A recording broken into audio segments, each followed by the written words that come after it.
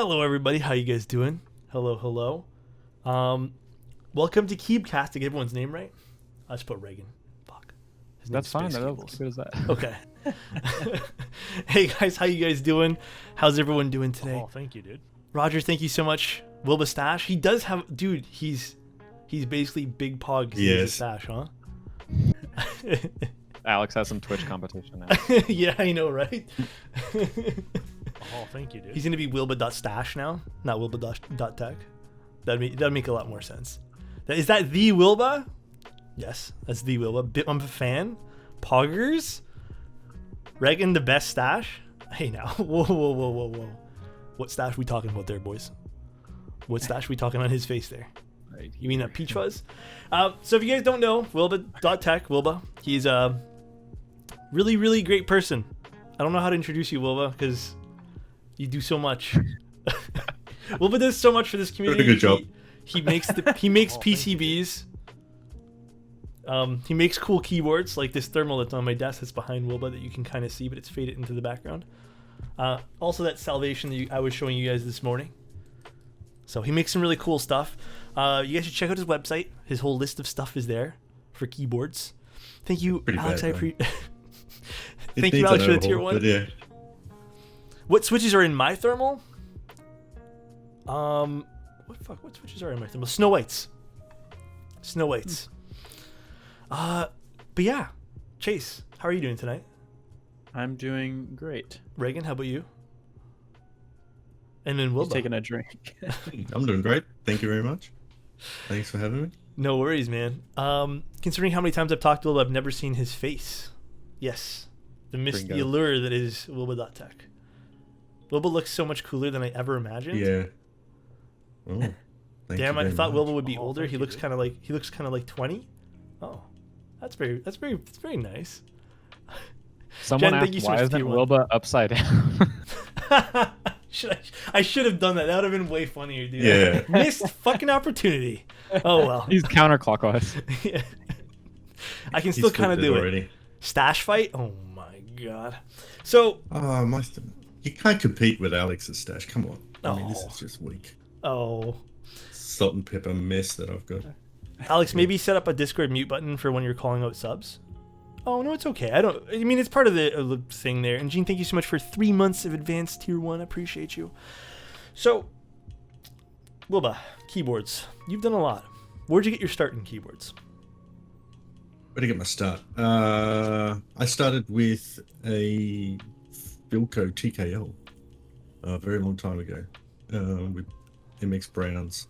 That was my first keyboard. MX got Browns. into it, and I thought, well, I mean, the options at the time were like blues and browns for those boards, I think. So I just went with browns. And then that just got me interested in doing my own, because I guess I've always been interested in doing PCBs. I did stuff for MIDI controllers and MIDI controlled synths around that time. So I was already making PCBs back then. And then I got into doing PCBs for keyboards by starting with the Plank PCB. The original Plank PCB was mine. And that led me to making a 60% PCB with Zeal, called the Zeal 60. And that was technically my first real custom, was putting that in a 60% tray case. Oh, cool. And then that just led me to doing more work with other people like Rama Works, with Keycap, Zambamon, Ion keyboards, and so forth. So that was the start, I guess. My start was doing 60%. Would you say that's still your favorite layout? It is. It is. Yeah. I mean, I alternate between 60% and like an HHKB, or a full 60% and a 65%. I don't really like the size of a TKL. It's just too big for me. Too big on my desk, I guess. That's fair. I really like having more space for mouse, and I don't really need more than a 60%, I guess. I'm not really using function keys very often. I'm not really using even arrow keys very often. I'm quite happy to use HHKB arrows. Yeah. So that's what I do. Yeah. We have some questions because I asked everyone if they had questions. How did Wilbur get working Always for Rama? questions. I was in a Discord. Let me think. Which Discord? I was probably in Mech's Discord, and I was talking to people there, and I said, you know, I designed the Zeal 60 PCB, and they didn't believe me. And then I showed them a picture of the logo on the PCB and said, yeah, see my logo. And then an Aussie that was there pulled me into the Aussie Discord and introduced me to Rama. I knew about Rama before, like I'd seen the M65A and I'd seen that before. I think he'd even done the Exent at that point. So then I just started talking to Rama, and then because we both live in Melbourne, I went and visited him at his place and we had a good chat, and then yeah, started working together. Did the M6A Macropad first, and then we did the M60A, and then we just kept doing stuff together. So that's how I met Rama. It's been really good to meet people. You know, in real life. Like hanging out with him has been fun. Being able to chat to him about keyboards and stuff. Like so much of being in Australia means you don't really. I mean, there's plenty of people in the hobby in Australia, but I mean, most of the people making stuff are overseas. So it's been really fun to work with Rama and Kate in person and see things being made and go around to their house and see prototypes, and yeah, that's a lot of fun. That's the one thing that I think we're all, well, I don't know if it's gotten better in Australia, or I mean, like, I assume it's pretty good, the COVID situation right now. Yeah, we're pretty good now. Down to 0 cases in my state, or at least last time I looked, I guess. Yeah. We have to wear masks when we're inside shops, and I think there's still some limits on gatherings, but you know, we're pretty much, you know, it's not back to normal, obviously. Yeah. But it's manageable now. That's the thing. So, that's the thing for us. Like, I would love to go, because when I started the hobby, and I think I can speak for Reagan and Chase too, we started before COVID, but we didn't really get into it until after COVID started. And I think me and Reagan are the only two in this, besides Chase, who went for a meetup near the beginning. So we haven't really had the opportunity. Maybe Reagan has more so lately, but me and Chase, I don't think have had the opportunity to go to any big meetups or anything like that quite yet, which has been I've probably been to about 4 or 5 meetups since I started. Like, I started in 2015, so I probably went to one every year, the Melbourne one every year. Then I've been to Sydney ones a couple of times, so maybe probably about 6. Yeah. Do you enjoy those? Across Melbourne and Sydney. Oh yeah, it's so great. I mean, I love meetups because you get to meet the people that you've been chatting to online. You get to see their boards, and they get to try your boards. Oh, thank you, dude. And just to have a good, you know, there's so much in this hobby that you can't buy everything to try it yourself.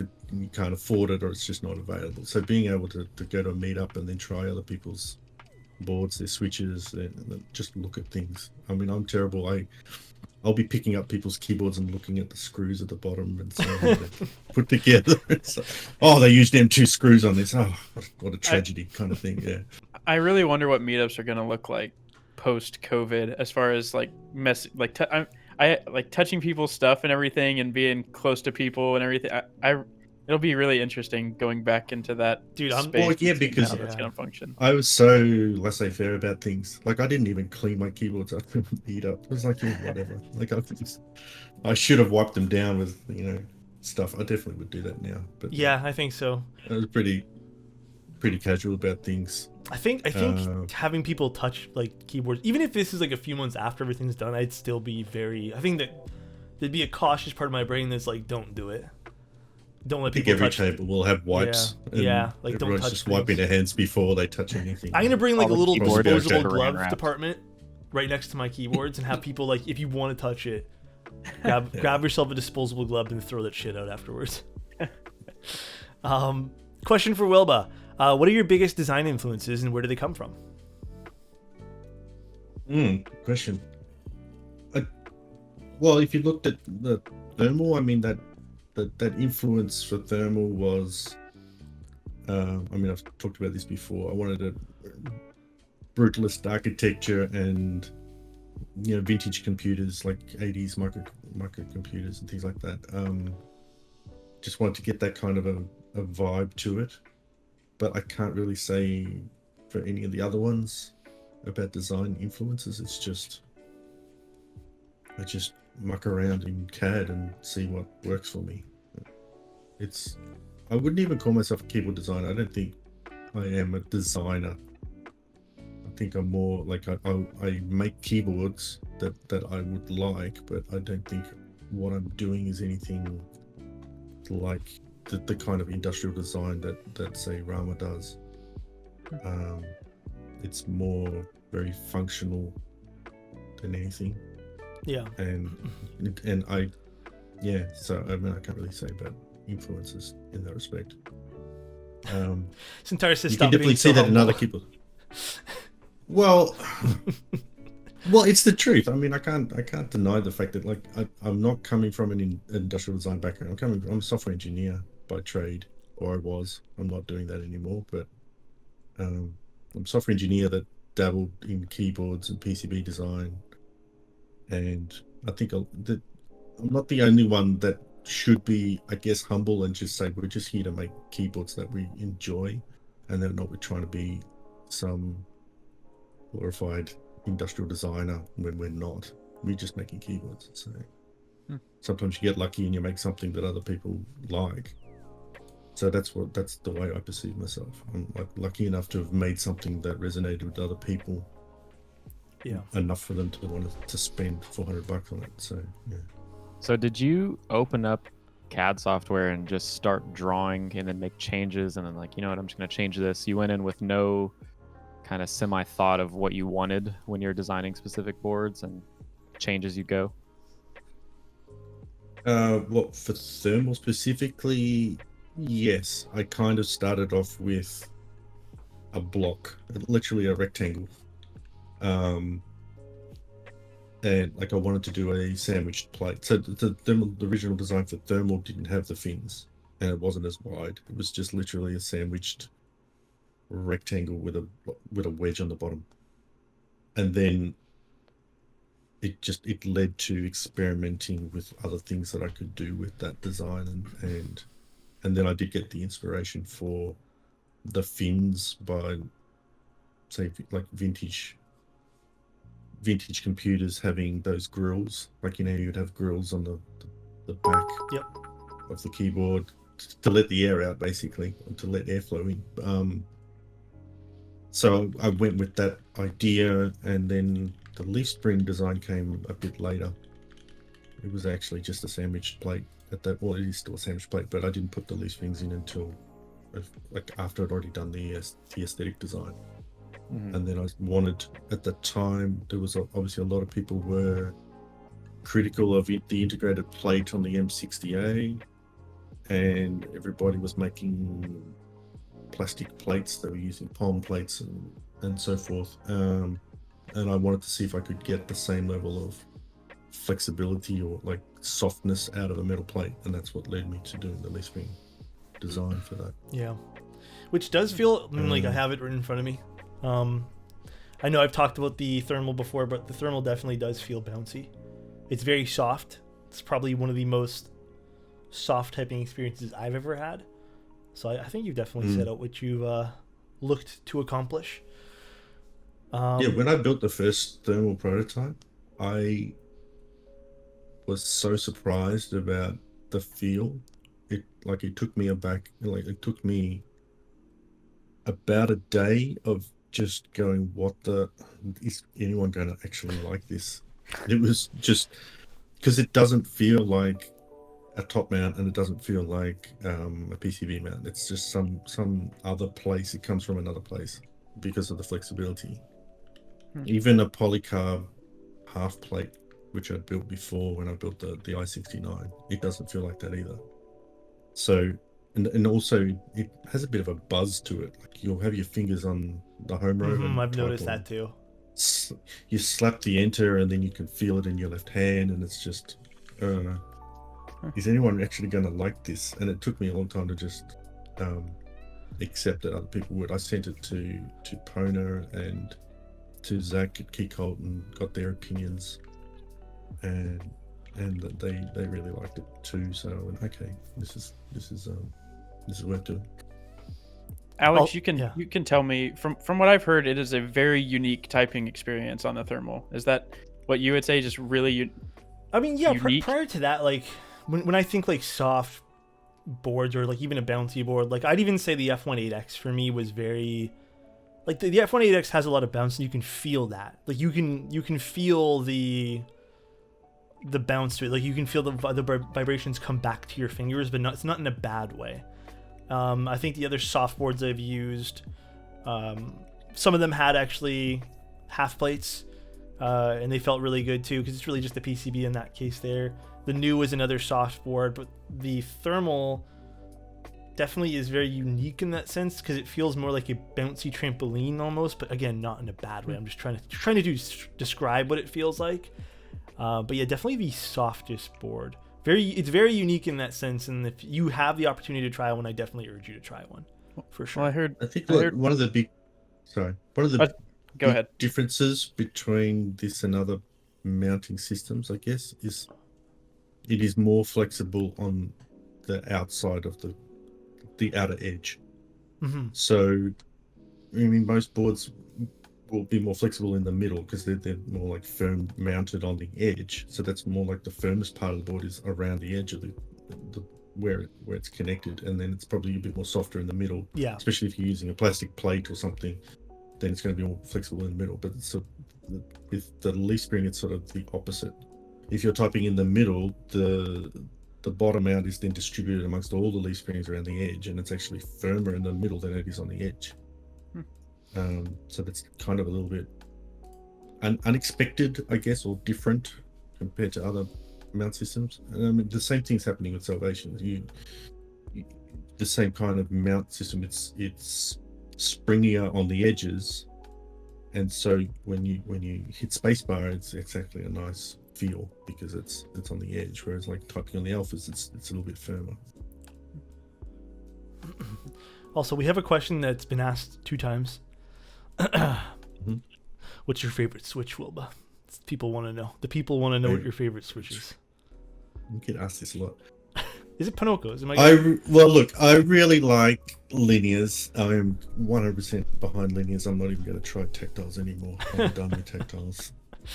Can I just do a top 5? Yeah, go for it. I rarely use favorites.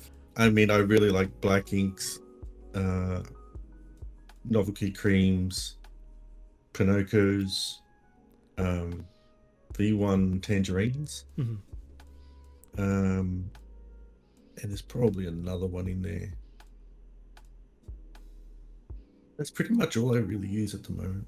So V1 Tangies are the ones with the cream tops. Am I correct on that? Yeah, it's a white top, black bottom, orange stem. Yeah.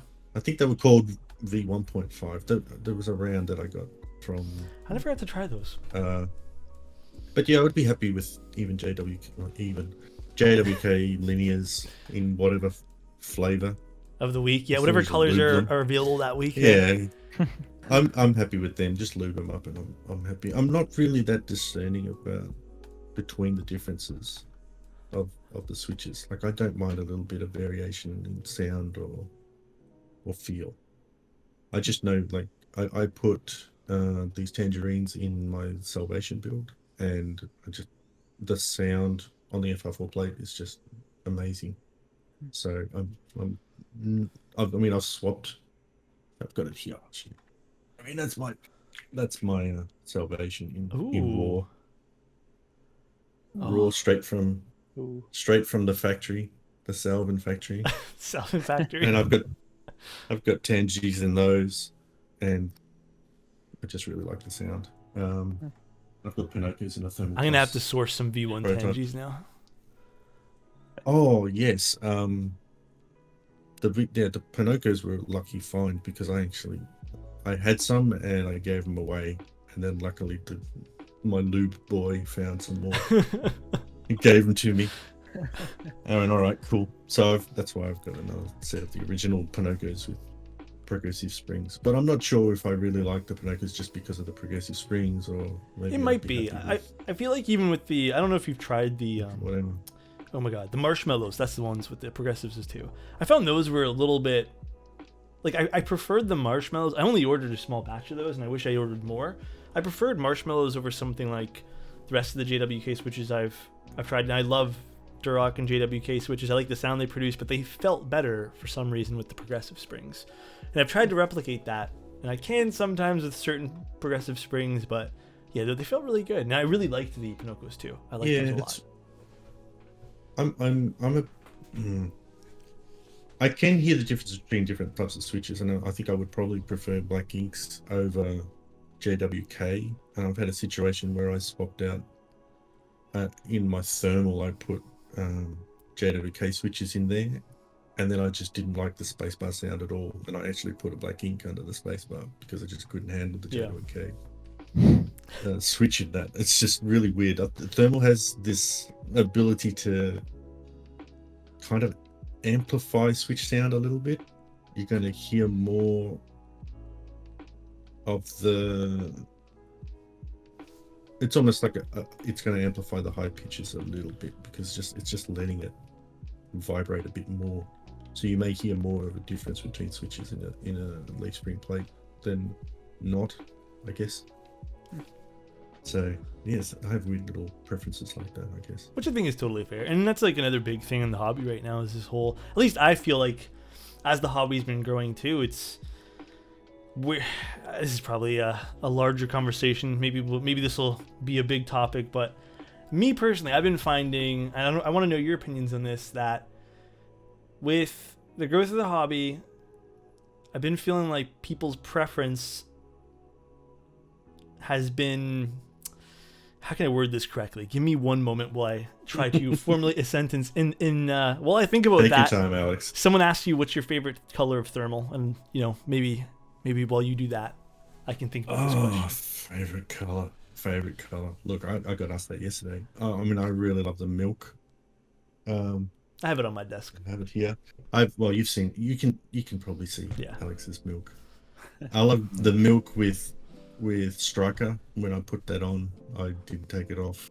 It's like it looks just too good. But then I'm also the sucker for red, and I don't want to tease you guys, but yeah, that's my other thermal build. The red is so nice. It's just what color the magic is that? red. Is that a It's stock red. color? Huh? That's the red. It was That's part the of stock red. I guess round one or sequence one of it. That's the round one. Mm. That was my other build. That's half. It's being disassembled. Oof. It's swapped out. I The just ripped red. the guts out of this one and put it in the red one. Because that's for like feels like a year. I just had Metaverse on a black and red thermal, and because that was the prototype that I had, I didn't even have a red one until they shipped. So when they arrived, I saw a red one and a white one. I went, yep, this will do me. Have you guys got protos of the Thermal Plus yet? Yeah, they have actually. I haven't seen it. Yeah. It's right on my desk here. Actually, Apiary built one. Was it yesterday, or was it 2 days ago? I missed it. I can't remember the day because I thought today was Saturday all day today. Actually, I'm like, no, you don't have to go to work tomorrow. What's my favorite screw size? M3. I love M3. I was gonna guess that since you were talking down on M2s. M2s earlier. I was like, surely it's M3 and not M4. Well, it was more like in building a case and you just screw it together with like 4 M2s in the corners. Like, what are we building? Like glasses? That's right. M3. I've been using M3. I used to make synths out of like acrylic cases out of like laser cut acrylic boxes to house my stuff, and I would use M3 with threaded spaces, a bit like a sandwich. What do you call those? Like an acrylic keyboard case is built now, except with sides. Not a full stack, but with side panels with interlocking things. You've seen that. What Pinocchio? My stuff's probably still on the Pinocchio website as an example of how to make an enclosure. Used to buy a lot of acrylic from Pinocchio. A lot of people, you know what, guys? Here's the thing. Next time we do spicy takes and stuff, or if you ever have to like disagree with someone and tell them like a really spicy take, just tell them M2 screws are bad and M3 screws are the best. All right. Oh, no, I love M2 screws. You need M2 screws to do like putting plates into top mount boards, or like I use M2 screws for the Hotswap spaces and stuff. Oh, and even Salvation. Like Salvation couldn't work without M2 screws. There's no M3s there. You can't do it. But as a M3. I'm M2 gang right now for the plastic boards. And it says, which one is Alex? There's a camera in the middle with no name.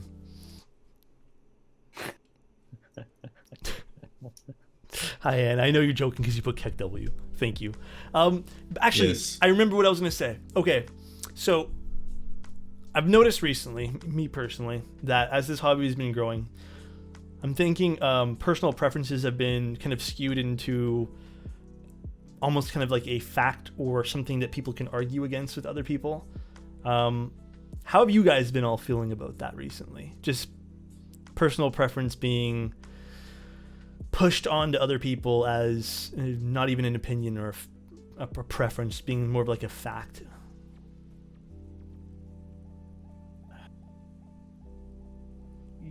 Yeah, and somebody in chat said echo chamber. Yeah, there's definitely like a herd mentality sometimes when it comes to the like, if somebody says, if somebody with a lot of influence says this is like the best switch out there, all of a sudden everybody says it's the best switch, whether they've tried it or not.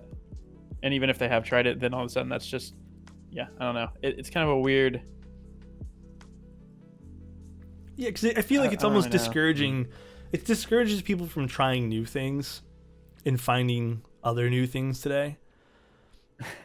So I don't know. That's why I've been talking more and more about it personally recently. I don't know. What does Wilbur and Reagan think? I don't know. I think herd mentality is in every sort of hobby. Like people look to people with more experience and make purchases based on that. And that's. I think that's a responsible thing to do for sure. Like look at people with more experience and base something off of it.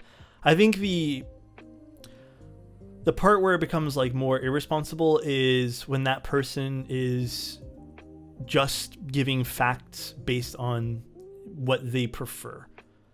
I think if it's like a very clear-cut thing, for example, hey, this keyboard has bad threads. I don't know, I'm making something up. This keyboard has bad threads and we can't get the screw in, they keep falling out. Like, maybe we should avoid this until this is fixed. Like, yeah, that kind of makes sense. But if it's like, oh, hey, I didn't really necessarily like the sound of this, it's a crappy keyboard. I mean, things like that where sound is so different to so many people. I feel like that's kind of the thing. Like you were saying before too, Chase, where it's like the best switch. You know what the best switch is.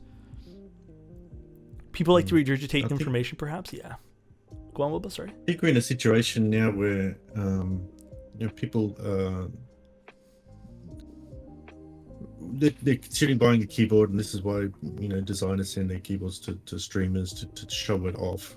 And one of the big things that people are looking for is a sound test, and yet everyone's sound test is going to sound different depending on the switches they use and other mount systems and so forth. And there's too much dependence on that.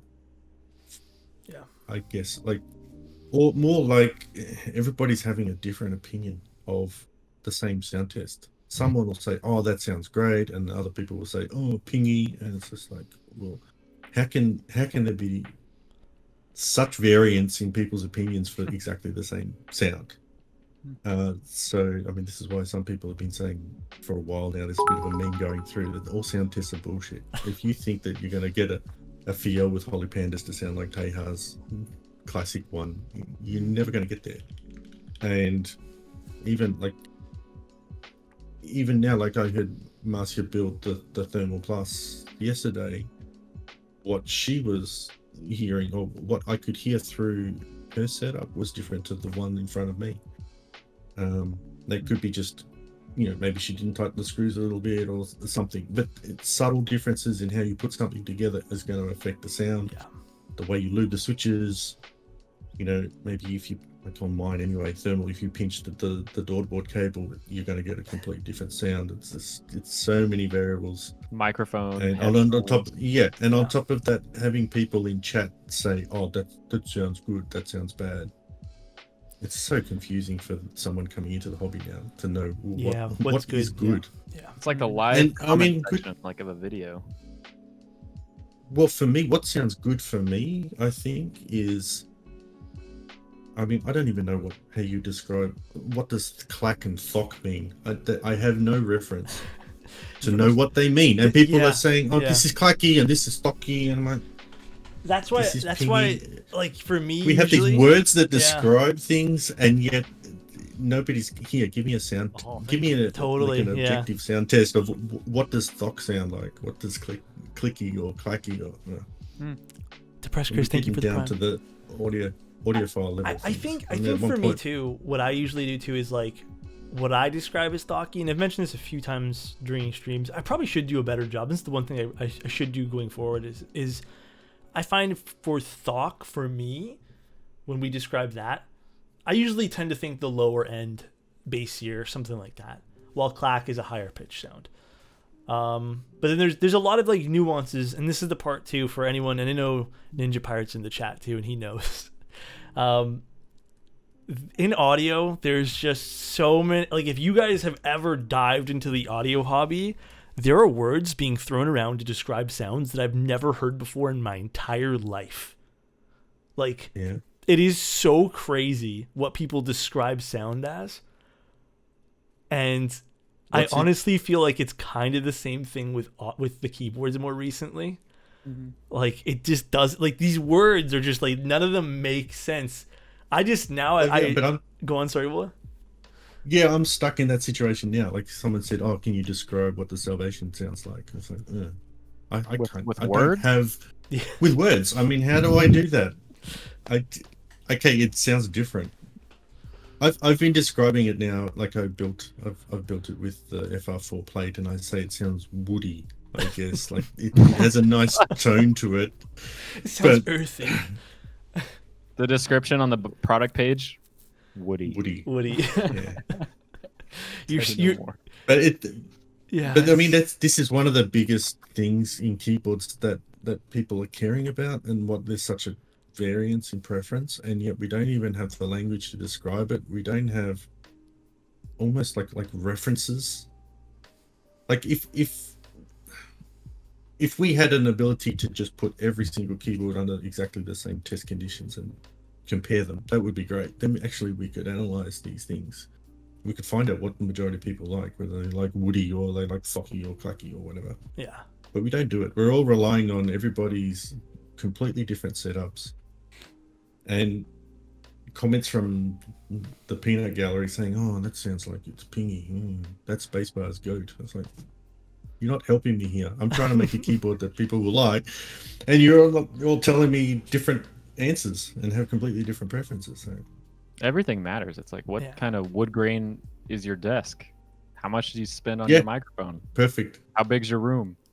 Let me tell you something with Salvation. The first prototype of Salvation, it had some resonance in the case, but I didn't notice it until I put feet on it, because when I had the case directly on the desk mat, there was no resonance at all. But then when you put feet on it and it's raised up, the bottom of the case allows for that resonance to come out. It's like it's not muted. So this is a thing.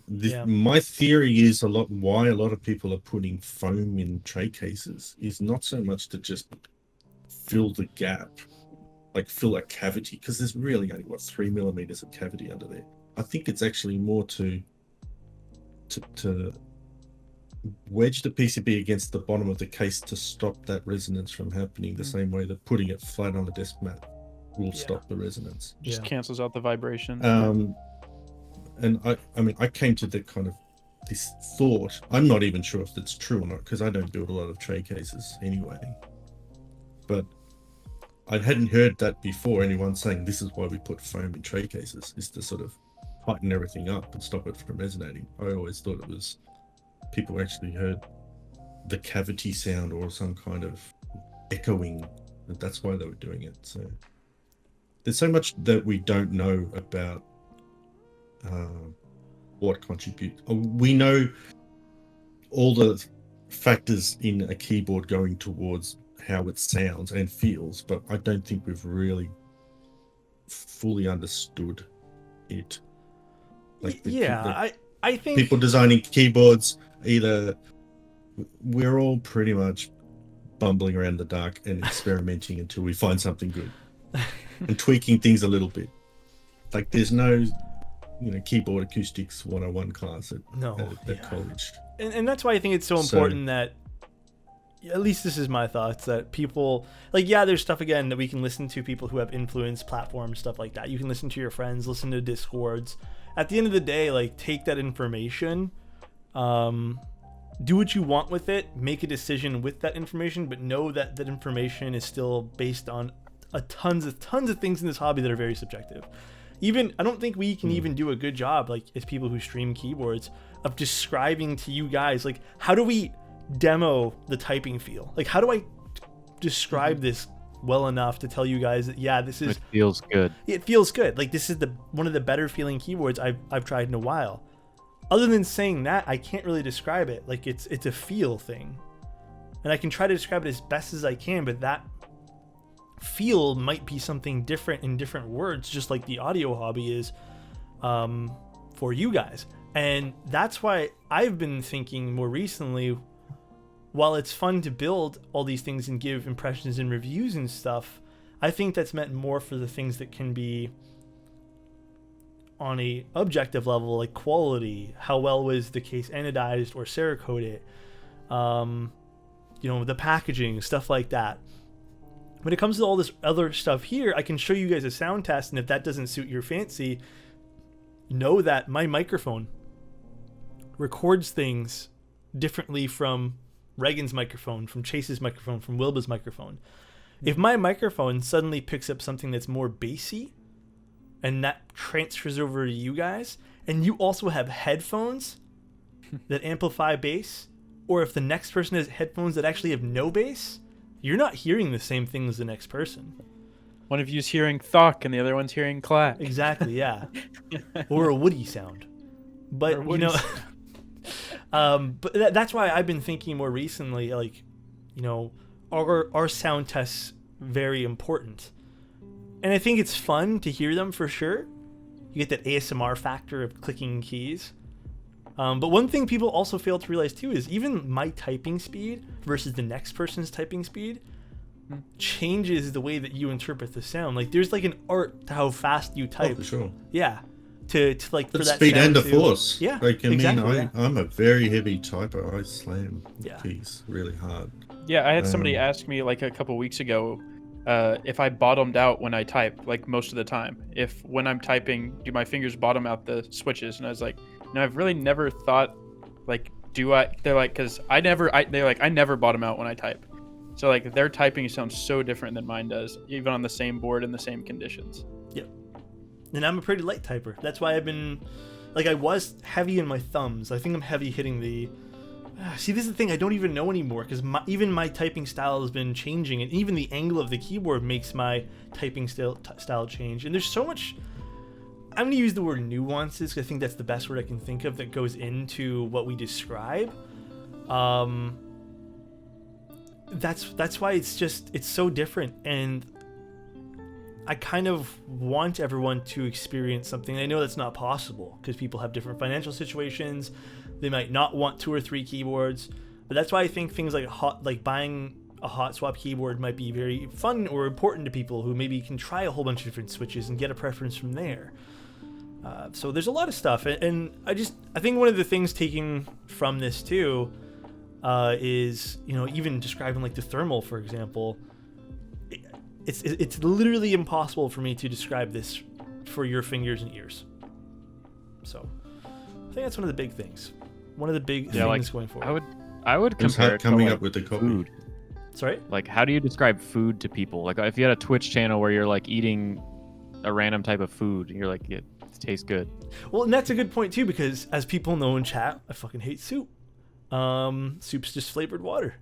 So I mean, who am I to give criticisms on soup? Reagan, did you just spit out your water?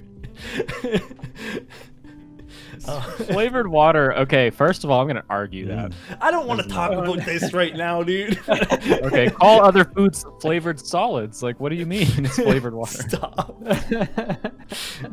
How's the thermal? Thermal's great. I really like the thermal. He just spit out his soup. Yeah, pretty much, dude. So another question for Wilbur too was, I saw it before and it's been a while and I just remembered it, was what was your inspiration behind the Salvation? Inspiration was Salvin wanted to make a tray case, and tray cases typically don't feel or sound as good as two-part cases or cases that have plate mounted. No disrespect to people making tray cases. Like, I mean, I work with Mechanist and he makes beautiful tray cases, but even I would prefer not to have the feel of the PCBs screwed into the case the way that they are. It's just too firm, I guess. So that was the inspiration. Make a tray case for Salva to make, but make it feel and sound better. And so that led me to thinking about how to do a leaf spring mount in a tray. And the original idea was I was actually going to cut out the leaf springs out of the base of the keyboard, but it was just too messy. So then I moved to the idea of using like the strips, the FR4 strips. But yeah, that was the inspiration. It wasn't so much like the aesthetics of it is nothing special in my opinion. It's very similar to thermal. It's actually got the same kind of cuts on the side as the Thermal Plus and Thermal. It's simple chamfers and so forth. It was more about an experiment in making a tray case feel and sound better, and I think I've got to that point. But I've got independent verification of that based on Marcy's opinion. So I will build mine on Tuesday. And Selvin. Also, and so Wilbur will also be there. Hopefully you can hopefully agree and say, yep, this is better than tray cases that screw directly into the base. I'm excited to try it. Yeah, so I'm looking.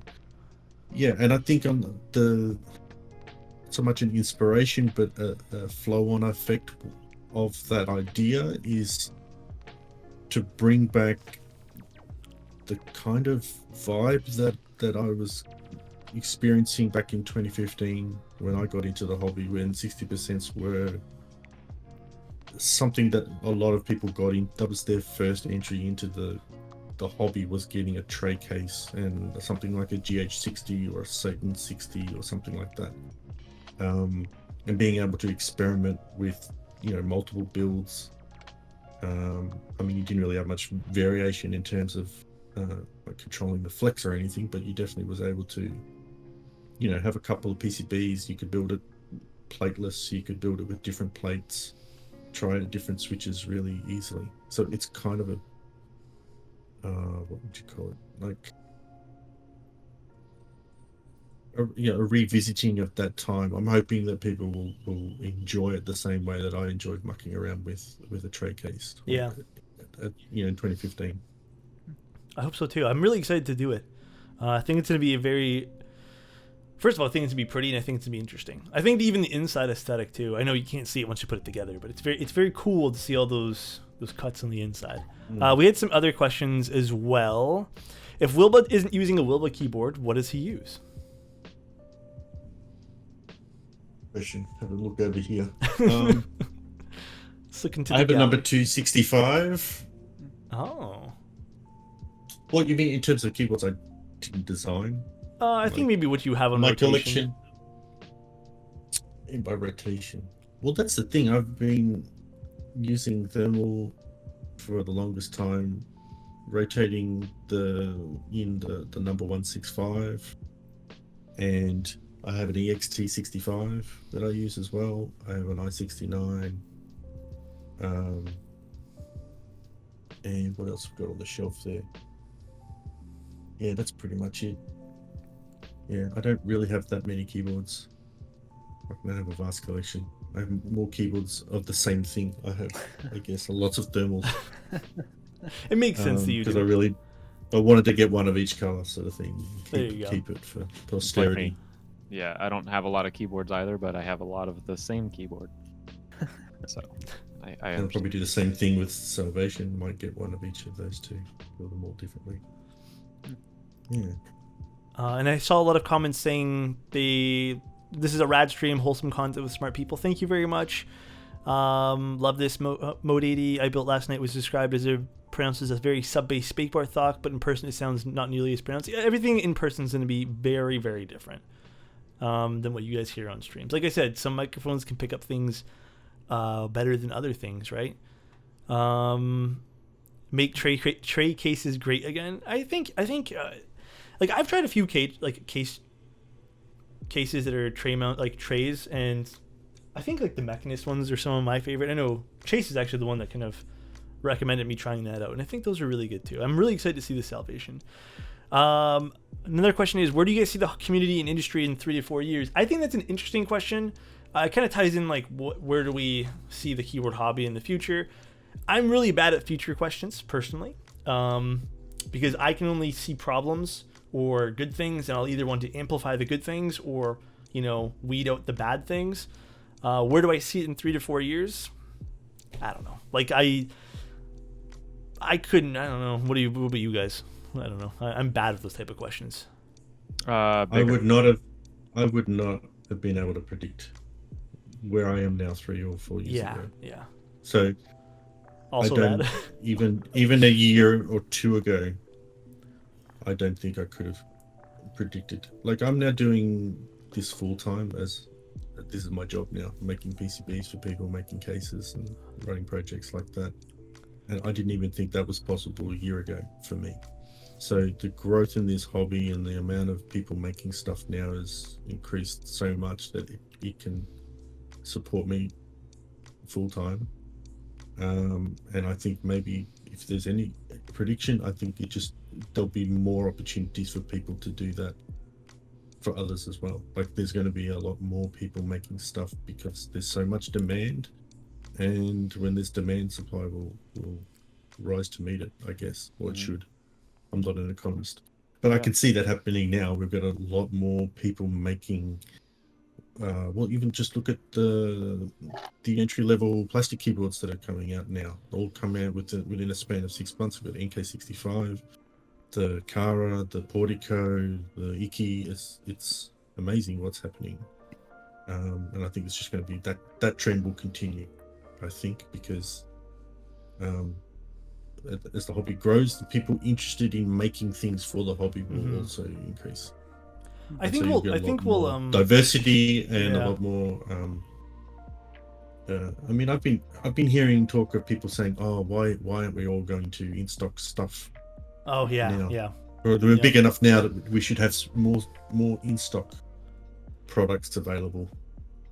And I think yes, the hobby will grow to a point that we will get a lot more stuff that is in stock. But at the same time, we're dealing with the situation that the model that exists now supports the community much better in some ways, because it lets people be a little bit daring in what they produce, because the demand will influence how many you make, I guess. It supports the vendors with an idea a lot.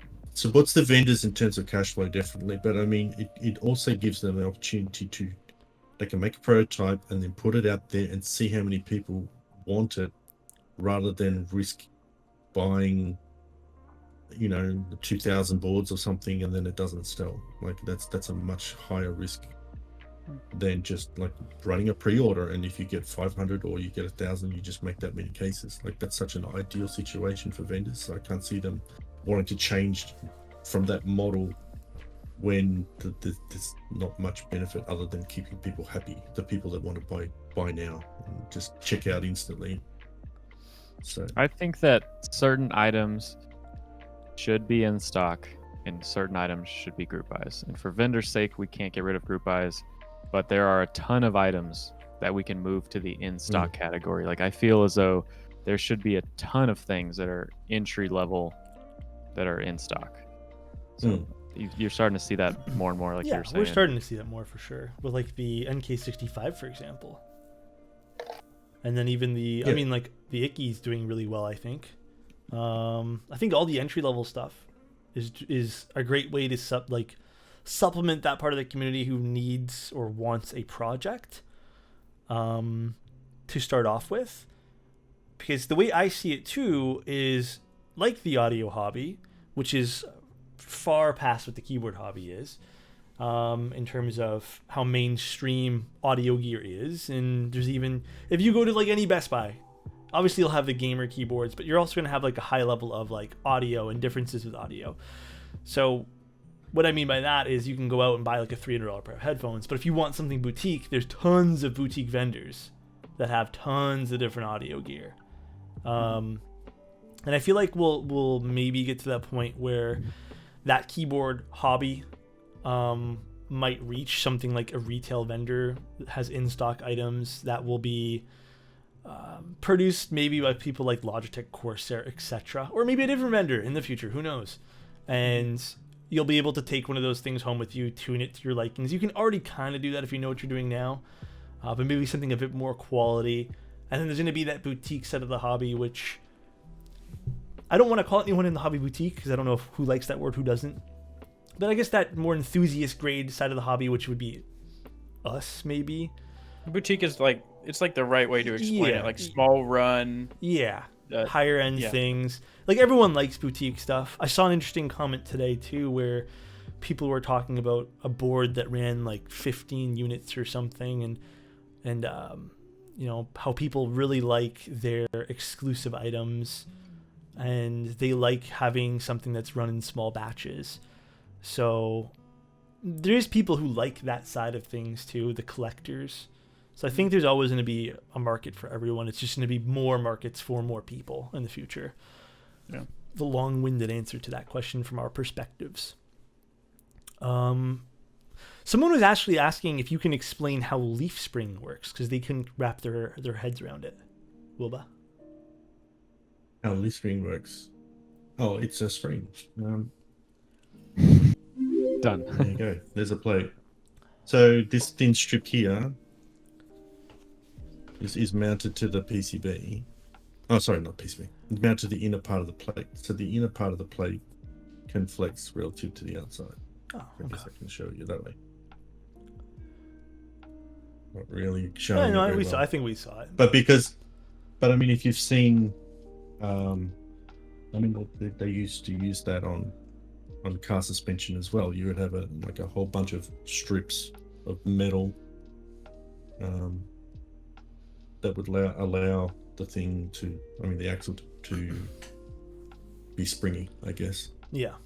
So the idea there is that by having a spring between the PCB plate area and the rest of the case, you're going to allow the flexibility there to absorb the shock of bottoming out, the vibrations of bottoming out, and so it'll be a softer feel, a bit like a trampoline. I know it's been described as a trampoline, yeah. kind of. And I did have an inspiration from a spring-free, well, it's called a spring-free trampoline, but it's basically a trampoline that has a whole lot of rods around the outside that provide the spring force rather than coiled springs. Same kind of idea there. So by having the springs on the outside of the whole inner part of the plate can move separately. So there'll be less vibrations transferring into the rest of the case because they'll sort of be absorbed or resonate internally rather than carrying through. That was the idea I had, and it kind of worked, I guess. So there you go. Someone asked a question. There seems to be a rise of entry-level bundles domestically in the U.S., both from small manufacturers as well as companies with better economies of scale, glorious GMMK Pro. Do you feel like this will increase the interest and subsequently sales orders of group buys in the future, or do you think customers are merely interested in an easy button and never progress further? I personally think, and I'll let everyone answer this, obviously, but for me, the way I look at it is if someone was never going to buy a keyboard and they buy that, they were still never going to buy your keyboard. If they never had an intention to spend $350 on X keyboard, then they would never have progressed further in the first place. I think it's a different customer. Yeah. I also think... sorry. Sorry, Wilbur. I also think that a lot of the times, too, people see these big group buys maybe from other vendors, or even if they see a keyboard that's on, I don't know, even... What's that other website you buy things? Not Kickstarter. Is it Kickstarter? Is that what I'm thinking of? Kickstarter. Any of those like group funding things. Oh, Indiegogo. Indiegogo, stuff like that. People see those as sometimes threatening for some reason. I think a lot of the times too, like if someone now buys an entry-level keyboard, you think of it like this. Let's pretend those customers never existed in the first place. They were never going to give X vendor in the keyboard hobby money ever in the first place. If now someone buys, 50 bajillion GMMK Pros sell, or 100,000 of these Indiegogo projects sell. If now someone says, boy, this hobby was really fun, and if a few % of those people now transfer into an enthusiast level stuff, those people were never there to begin with. And that just means that we're now getting more people into a hobby, which doesn't necessarily increase demand. It just means more people will buy things, and it could produce more people who are into the content. Because you have to remember too, some of those people who are now moving into the enthusiast world could also be people who design things. They could also be someone who has like a vision for a new product. So you're not only bringing consumers, you might be bringing in people who can design things, people who can provide things for the community and stuff like that too. Yeah, I feel like you're probably bringing in every type of person that the community currently has. Like I, for one, started off with like a Ducky keyboard with browns. That was it. I did zero research. I went on YouTube. It was the first video. I got it, and I'm an example of someone who went from Ducky keyboard to like enthusiast, enjoying higher end keyboards and GMK caps to like a vendor in the community. So that's actually a prime example of how that transition happens. What do you think, Wilbur? Yeah, I agree with you, Alex. I mean, even just like I mentioned, my entry into it, I bought a Philco first, and then I was interested in getting something else, something better.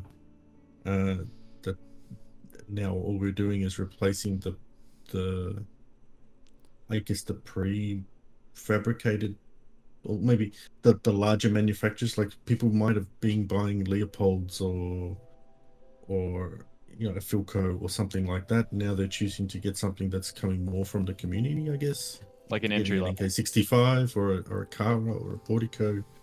They're the same kind of customers, I guess, and they're still going to be the ones that take it to the next level, and go more custom, or get a metal-based keyboard or a higher end one, or go into a Keycap raffle or something like that. Mm-hmm.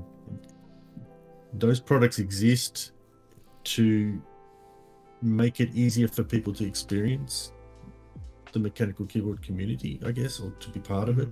Mm-hmm. To be able to choose switches and lube their stabs and have fun with keyboards without spending a lot of money, which is great. I mean, I'm all for that, because it's a big ask for someone to go straight to a $400+ custom, having had no experience, because they're not even sure what they want at that point. I wonder how many people are doing meetups. Like, yeah, it's how many people go from no keyboard to like a thermal that they've waited 6+ months. You'd be surprised, actually. You would be very surprised. Yeah. Be very surprised. Like a solder board from nothing. Yeah, you'd be surprised. You get a lot of people that are willing to take that leap, and they have enough disposable income to do it, and it's not that big a deal for them, I guess. Whereas other people prefer to just dip their toes in with something a little bit cheaper. So if it's not what they want, they can they haven't lost too much. Like here's a good question for chat, actually. What was your very first, not including Corsair or any Logitech stuff, keyboard? Because I think everyone at one point probably had a lot. Like I don't even remember the model names of all the Logitech junk that I went through. Not junk, but you know what I mean. Crap, I don't know. Oh, yeah. Another word. Logitech keyboards that I went through. Heavy 6? Like my first lead was a Heavy 6? Isn't that really expensive? Isn't that one of the Wait, Norbauer cases? That was mine too. Yeah, that's the Yeah. one that you have, Alex. Yeah, yeah. My first one was the not tofu. It was the ducky to the heavy 6 that I didn't build. I just sent it to Alex. It stayed in the package. And then the M65A was my first ever nice board. Like a lot of tofus, M60A. Yeah, I mean, like that was, other than a tofu, that was my next step up. But I mean, like mine was a tofu as well, which still isn't. Tofus aren't, like, I don't know why everyone thinks tofu's like this grand budget board. They're really not once you buy all the parts. Tofus are nice. Like they're cool, man. Gotta respect the tofu. Yeah. And they feel, I mean, like I've always liked tofus. KBD 8X Mark II. So the Gearman went from a GMMK to an Austin, which is also a pretty pricey board. Corsair Control to Duck Eagle. Okay. Corsair to Ducky to KBD 8X to Matrix 1.2 OG. I mean, yeah. I mean, like, and it's crazy too because this is kind of where now I want to go with this is. I also don't want people to, like, I've seen this conversation be brought up a while too, or not a while, but like I've seen this be brought up sometimes. Sometimes I've found people tend to go, well, you shouldn't buy X keyboard as your first keyboard. And I'm always like, if they want to buy it, let them buy it, you know?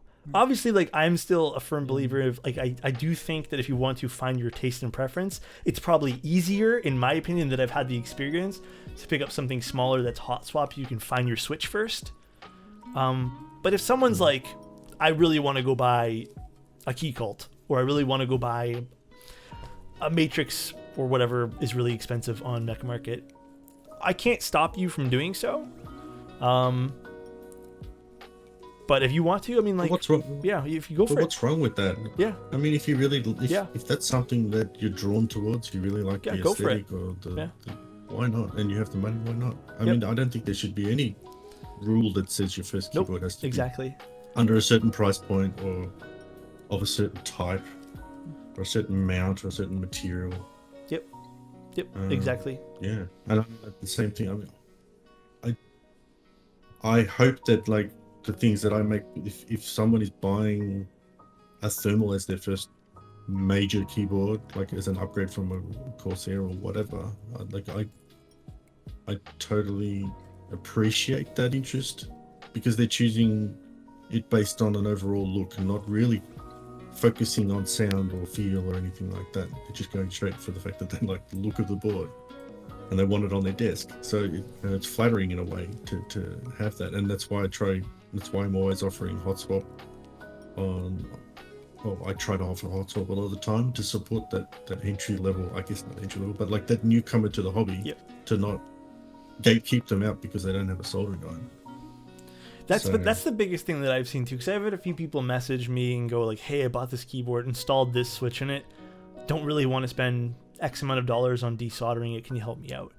I think that'd be the only other, like, if I had to say, like, well, for anyone who's unsure about what parts they want to put in, yeah, maybe like a switch tester, or just, you know, playing around with some cheapy Hotswap board, or if you want to pick up a nice Hotswap board.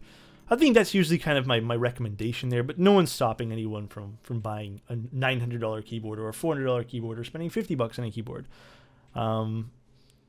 Yeah, I think it would be based on price. Like, I mean, more anything, you know, the risk of you spend a lot of money on something and then you find out you're not really enjoying it, or it wasn't worth the money for a newcomer.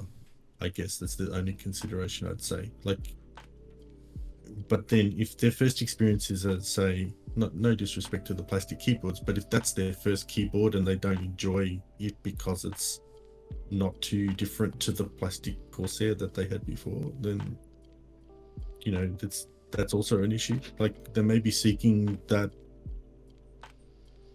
I guess, the luxury element of having a metal keyboard as well. So steering people towards buying a plastic keyboard first is probably not always the right idea. Yeah, totally. They want something a bit more luxury. Yeah. Milk Pumbaa asks, why no solder PCB option for thermal round 2, Wilba? Because you don't need it. It's an HHKB only layout. So there you go. There's nothing to be gained. There you go. Didn't think it was needed.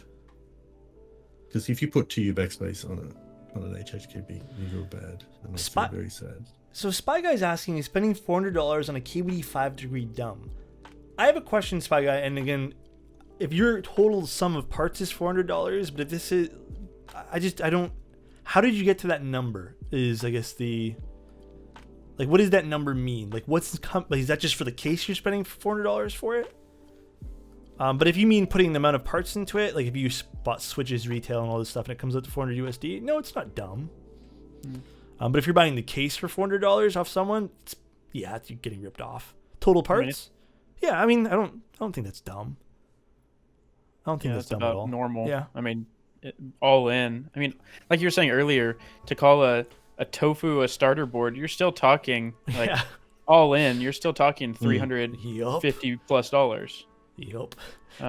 People see these like entry level prices like, oh, $130, sweet, and then chat. Then you have to spend $50, $60 on switches. So now you're back up to 190. Then you have to spend another. If you're buying a GMK set, ooh, you have to spend. First of all, you're waiting a year, and then you're also spending an extra $150 on that. So now your $200 keyboard now went up to $350. Don't forget stabilizers. That's another $20 US. Oh, and then all the shipping on every single one of those items from different vendors. Now you're up to $600. Yeah, or you can go get keycaps immediately from Mech Market for $300. Well, I'm just talking if you want to go the retail route, And then a cable. I mean, it just adds Oh up. yeah, you have to have the coiled cable, dude. That adds 5 FPS or something. 5 types word per minute. The keycaps are the bottleneck of the hobby. I think there's going to be a lot of, like, we're even seeing that Geek stuff now. So we'll see how that turns out. But I don't know about the keyboards, the keycap side of things. I don't know if there's a solution at the moment. Other than, I think that's just another area where more innovation and other players coming into the scene would be interesting. I don't know a good solution for that, unfortunately. I don't really have a comment on that because I don't look too much into the keycap side of the world, unfortunately. Usually if you get 1 or 2 sets and you have them and you're already in the hobby, you can kind of just alternate.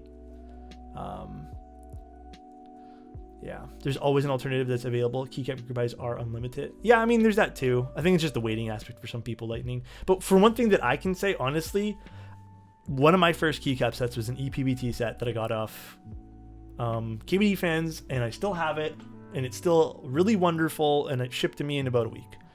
Nothing wrong with EPBT or no. PBT. Yeah. The only thing I have a question I for will Wilbur. say that I don't support 1 second is don't buy fakes, guys. Don't buy that shit off AliExpress. Don't buy fakes. All right, there you go. Don't buy fakes. Wilbur, have you ever designed, consulted on design for Keycap set or touched any of that at all? I remember being in chats with Apiary during her design of Noir. I did suggest a few things to her, but not The symbolism, really, right? really Like been. the iconology, the No, just talking about colors and inspirations and things like that. I may have mentioned the word noir at the time, so maybe I got to leave it. But yeah, not really. I mean, I did help Rama Works with the heavy industry, and I'm also sort of helping them with the cake profile. Like, I mean, I gave my suggestions for legends and so forth, but not directly involved in any keycap production. No. Have you ever considered, I guess there was controversy in recent weeks of even designers themselves, keycap designers, not referring to themselves as true designers, but have you ever considered picking a colorway to put on keycap sets? Like sitting down and spending some time on this? I mean, I've considered it, but I think it was mainly for the lulz. Like, to be able to say I've done a bit of everything. Going, oh yeah, I've designed keyboards, I've designed PCBs, and I've done it. I've done it all. Look at me. And now I'll just add key set to the equation, but not really. I think in this, I kind of like being in, like, doing the things that I'm good at, and leaving the things that I'm not good at to other people who do it much better than me. So Well, it's not. I mean, I've. uh, you get good at it obviously with time. So like you got good at PCB design. Oh, true. Yeah, I But I mean, mean, in my opinion, to be a good keyset designer, I wouldn't call it keyset designer, but to produce a good keyset, you either have to be good at rendering or know someone who's good at rendering and use their expertise in rendering so that you can present the product the best. And I guess also be good at kitting and so forth. I mean, I would be relying too much on other people to really say that I'm contributing anything other than picking the colors at that point. So it kind of doesn't feel, yeah, it's not really something I'm. look, I'll be interested fair. in. Picking the colors, it's not the hardest part. You're asking me but what it's colors I would it's the pick. most important part. Okay, so like, It is yes, the you most can important you part. can pay to have renders done That's based true. on the colors that you provide, but picking a design that you get behind and seeing that to fruition and getting it rendered, that's all part of it. Like, I would say that a lot of the great designers in our community double major in being able to design it, or draw it out, design it, render it, maybe design a keyboard rendered on their own keyboard, stuff like that. But I'm sure that there's a decent amount of designers that don't know how to render, that are just like picking colors. And you don't need another one. That's my point. So that would basically be my experience. It'd be like, oh yeah, I like these colors, and then I'd be telling Zamba1 to do it, and then he would do it his own way, and I would have very little say in matters. So yeah, no, not really something I'm into. I think there is something I would like to do with Salvan and Zamba1 at some point, which we have an idea for. So I might help out on that. But yeah, like I said before, I'm much happier doing the things I'm good at and putting my time and effort into that rather than dabble in keycap design. There are already way too many people doing that far better than I could. That's understandable. Yes, Zamba1, we do, remember? Someone asked, aside from Maple, is there any other streamer going to be getting a Thermal Plus Proto? No. Nope, none. Oh There yes, was I know only what he's one, talking and about. it's being passed around like yeah. Unfortunately, there was only one that was available for sending out. So Marcia and Alex have to share. We're sharing, guys. We're sharing. We're doing the best we can, right? Not the most ideal situation, but what can you do? The village bicycle board. Oh my goodness, Gringo.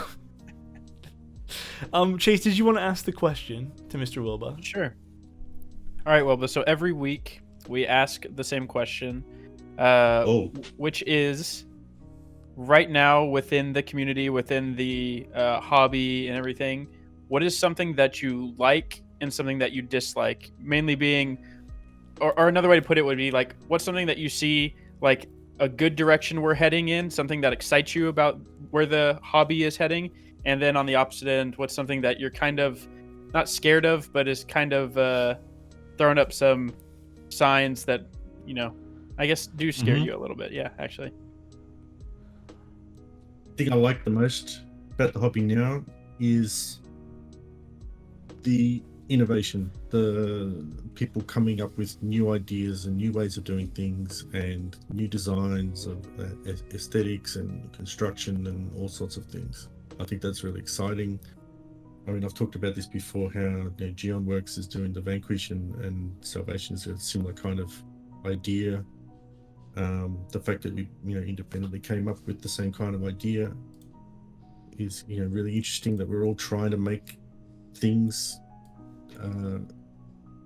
better, I guess, or just explore different possibilities. And it's just an exciting time in the hobby now because of that, and especially now with plastic keyboards being made, bringing new things to the entry level of the market, and as well as stuff in the high end. People are doing some really interesting stuff, and regardless of cost as well, for the people that don't mind spending over $700 for a keyboard. So on all aspects, the novelty and the innovation that's happening is really good. The thing I don't like about the community is that there's just certain people who are just ridiculously toxic and spoiling it for everyone. It kind of brings me down to hear of stories of people saying nasty things to one another. I don't think we really need that. I've seen, and I see it in Keycap threads as well. Someone puts up an interest check, and there's just the same people time and time again saying things that just aren't appropriate, don't need to be said. I really wish, and it's sad because it affects the people that care the most about the community and are trying to do the best that they can for the community, and to have their they just feel demotivated and depressed by the comments of a few, and they constantly have to reinforce each other. We're all reinforcing each other to say that just because there's a couple of people that say bad things shouldn't stop you from continuing to do the best you can. So, yeah, but that's always been the case. It's been around for a long time. The same people, not necessarily the same people, but the same kinds of people have been around from the beginning. But I think now, because of the growth, it just seems to be they're breeding. They're hiding out in little discords and being toxic with one another, and then bringing their circle jerk on the rest of the community. And it's disappointing that's happening. Yep. Yeah. Toxic is the word of the year. Yeah. I've said this too. Like, when it comes to, and this is a big thing for me, because I think as like a group of friends, it's fun to like poke and prod at each other, and your friend's limit, and if you cross the line with your friend, like, you can obviously repair that relationship. I think some people might also bring that level of like the boys or the girls or like whatever you are with your friends to some other things, and like poke and prod. Damn, dude. Sometimes, Reagan, thank you so much for the 21 gifted subs. Appreciate you, man. I think some people might bring that level of like toxic friendship sometimes to the internet. This is what I was thinking about the other day. And sometimes I'm talking about particular cases, not mean it as harshly, but just say something because they want to feel like, they're doing something fun or engaging with. This is how they talk to their friends. It's dangerous because I was talking about this with Apiary. Sometimes our little comments, thank you, dude. and then like, again, I am not a saint either. Sometimes we'll joke around, and I'll be like, oh man, this thing's not like it's shit. Like, this thing's terrible. Sometimes we forget that those little comments over and over and over again to a single person really start to deteriorate the motivation and drive that person has to produce anything ever in the future, not just for keyboards.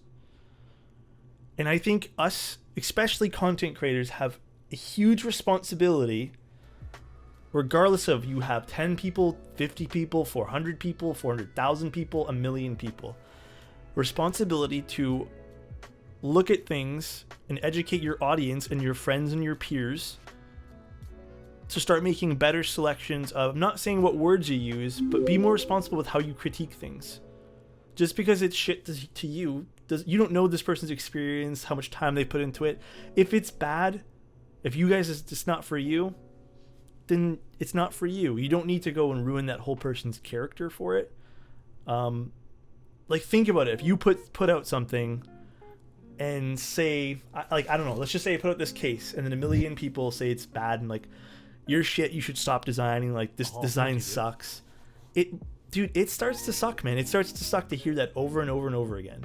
And I know there's that group of people who think, oh, but they should learn from the criticism, but you haven't really given them criticism other than it's shit. So what are they learning from? And I think there's a lot of people who might just want to be who want to put out something or draw something.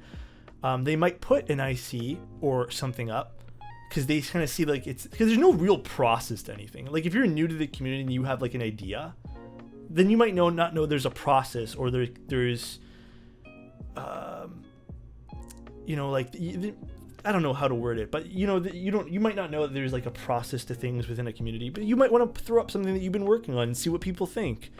And then then immediately you get all these like, this is stupid, this is dumb, this is stupid, this is dumb. Mm-hmm. it really starts to eat at you. And I've seen designers like come to me, even like people who draw something up or people who are like drafting something up. And yeah, there's stuff that's okay. It might not be good. It needs a lot of work.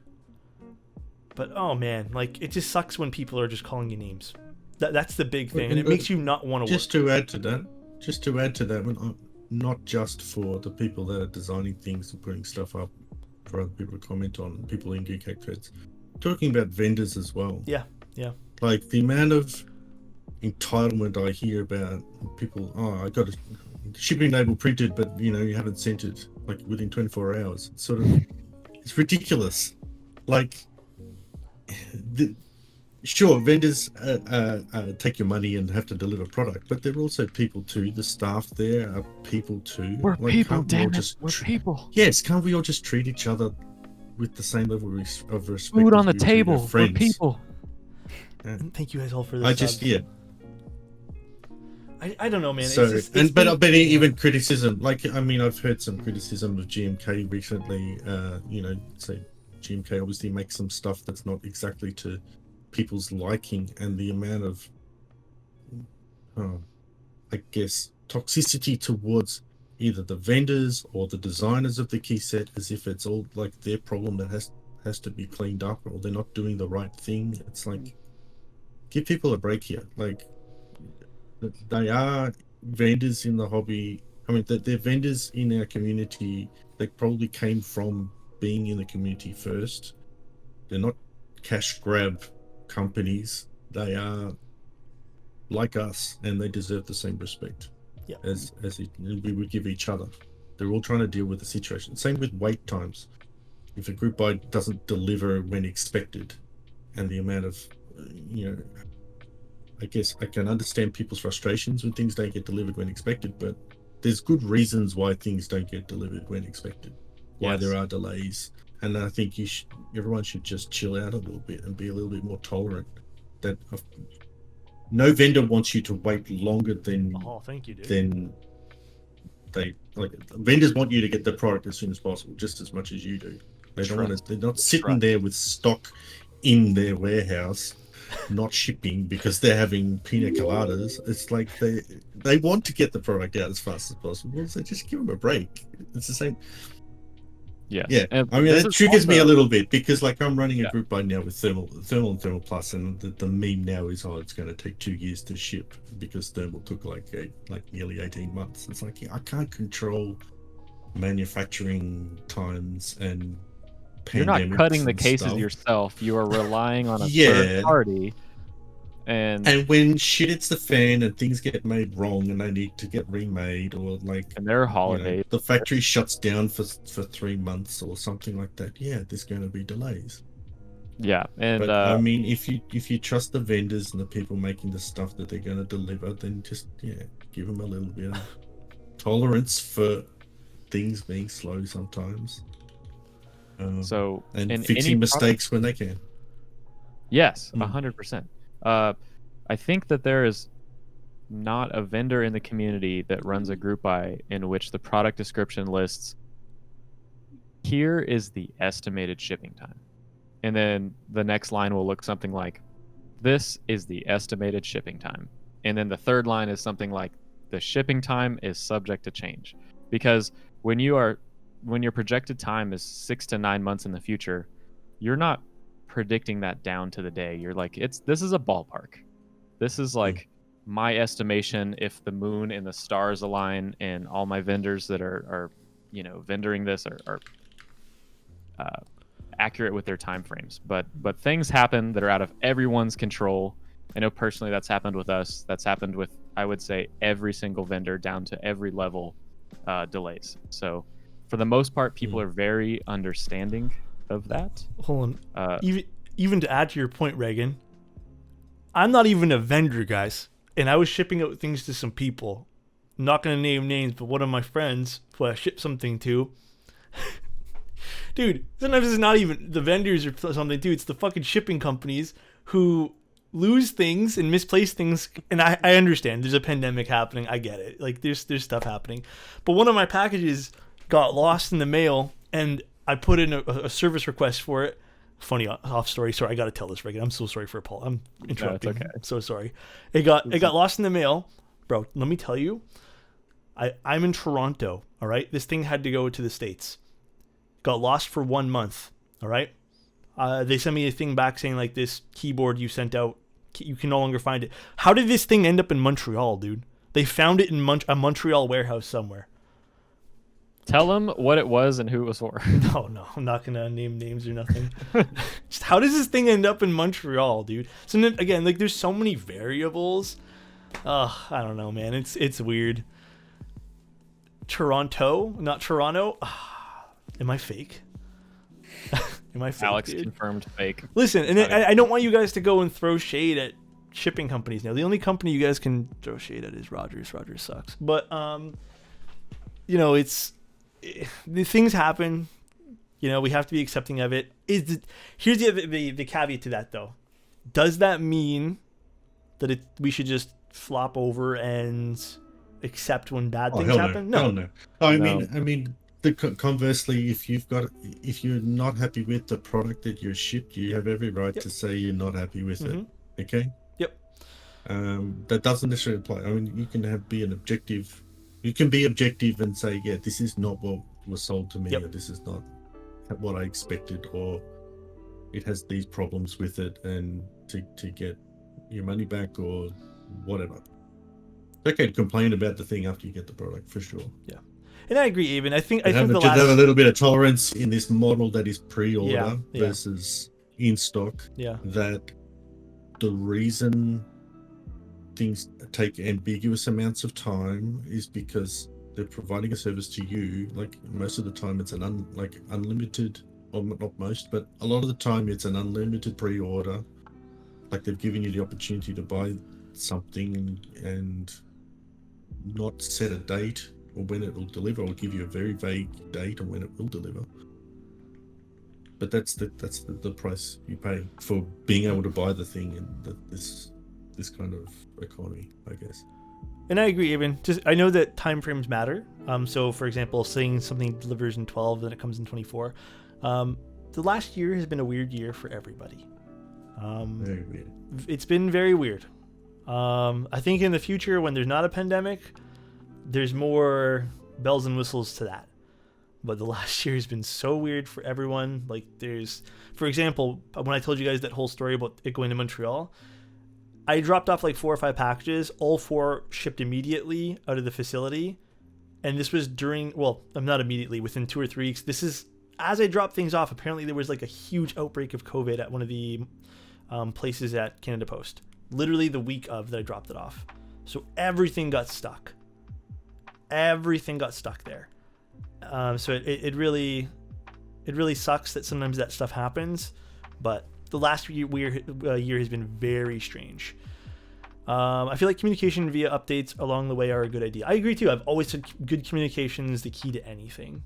As long as you're communicating what's going on, even if it's a communication about, hey, it's still in progress, it's still good communication. Someone who works at a dev shop, working with folks with ideas, most folks do not realize ideas take time to make happen. That's a good point too, Double Day, and thank you again for your subs. Ideas do take a long time to kind of, I mean, you hear sometimes like ideas that get brought up like 5 or 6 years ago that only come to fruition like in other industries X amount of years later, so definitely. What are your opinions on using standoffs for fastening a Hotswap PCB to a plate versus not using them? That's a good question for Wilbur. Hot-swap PCB to a plate. So you know how, like, for example, the Kara, or even I guess, you know, like they have the fasteners. Kara and the thermal. Yeah. I mean, I came up with that idea for, originally the M60A had threads in the integrated plate so you could do it. And so when we went to doing the U80A, I came up with that idea of doing threaded spaces to do the same kind of thing. It keeps the PCB in plate parallel while you insert the switches, which it's a benefit in my opinion, because it's a little bit tricky trying to put them all in and keep getting the PCB to be parallel. That's a good point. It kind of avoids a lot of those issues. It stops the PCB bending away in the middle, which was a problem originally doing those sorts of builds, if you've ever done it like just use hot swaps and plate. Trying to keep everything perfectly level is a bit of a trick. You don't have that issue. So I mean, I like using them. I do use them, and I like putting them in my boards. But they're not essential. Like, I mean, you can build a hot swap build without them. Like the PCBs, the Keycap hot swap PCBs, you can put them in their plates without those spaces, and people have been doing that for a while now without needing it. Yeah. It's just a nice to have, I guess. No, I never actually thought. I always thought it was more like I guess the alignment thing. is Well, I like mean, what- he's asking, does it introduce noticeable additional stiffness? But the thing is, they're keeping the plate and PCB apart and together pretty much like a switch. So I don't that's a good point understand too. Yeah, why you'd think that it's going to be any more stiff yeah, that's a good point. or add any different sound. Someone said, where is it? The route insurance. This is one I want to read. Sybase says, random question: does the route insurance thing? This is a good fucking question. Does the route insurance thing I see in various checkouts actually do anything? I have no idea. I've never used the route insurance thing.